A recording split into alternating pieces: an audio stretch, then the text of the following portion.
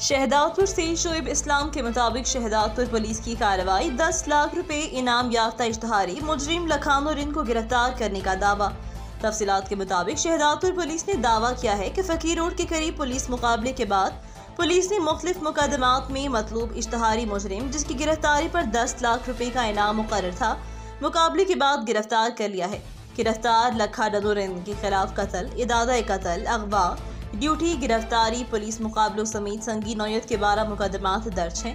Police ने मुलजिम के कब्जे से एक टीटी पिस्टल व 4 गोलियां बरामद करने का दावा करते हुए उसके खिलाफ नाजायज असला रखने का मुकदमा भी दर्ज किया है। मंगल के रोज मुलजिम को मजिस्ट्रेट की अदालत में पेश करके रिमांड लिया जाएगा।